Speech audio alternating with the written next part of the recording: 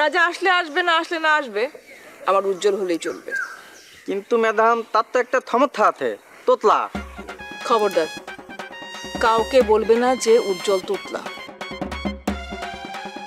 বিশেষ করে গণেশ দা। তা কেন বলতে দেবো ম্যাডাম? তোমার কোনো ঠিক আছে? বলে ফেলবে, তারপর বলবে যে মুখ ফসকে বেরিয়ে গেছে।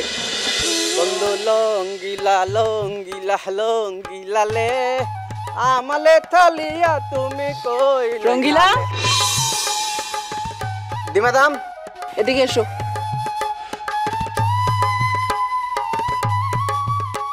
ম্যাডাম। গিয়েছিলে? দি ম্যাডাম, গিয়েছিলাম। আব্বাদ বেগ তো বালিতে ফেলেন নাই, আর কবে ফেলবেন তাও জানতে পারি নাই। তুমি যে আমার লোক সেটা বুঝতে পারিনি তো? দিনা ম্যাডাম, আমি তো বালিতে ঢুকেই নাই।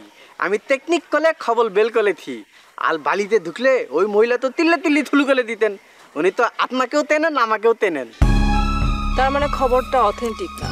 Authentic madam, 100% authentic. ম্যাডাম আর একটা কথা বাইরে থেকে শুনে আসলাম, এলাকার ডন ওই দেল থেকে থালা পেয়েছে। শুনেছি সুলাইমান মৃধা। জেলে যাওয়ার আগে অনেক কিছু ছিল, এখন কিছুই নেই, হিতে ছাড়া। দন্তহীন বাঘ। ম্যাডাম অনেক খবর তো নিয়ে ফেলেছেন দেখতেছি। সে তো নিতেই হবে, বকুলপুরে টিকে থাকতে হলে সব খবর তো হাতের মুঠোয় রাখতে হবে। দি ম্যাডাম। আচ্ছা ম্যাডাম, ওই যে লাদাল ব্যাপারে কি সিদ্ধান্ত নিলেন?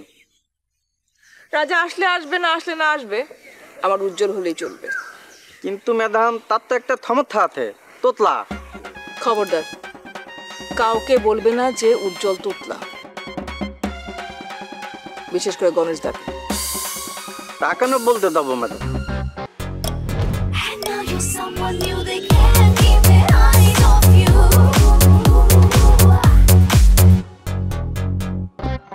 তোমার কোনো ঠিক আছে?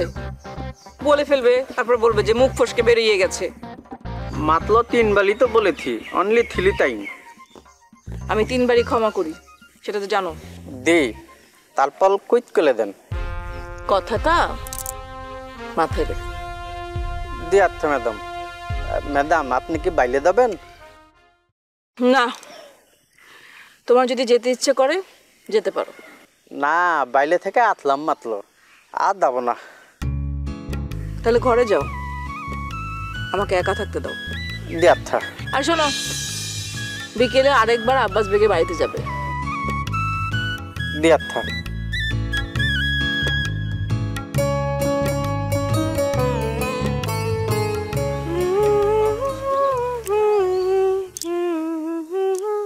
বকুলপুর টিভিতে প্রচারিত হওয়ার পূর্বেই সম্পূর্ণ নতুন এপিসোড দেখুন শুধুমাত্র দীপ্ত প্লেতে।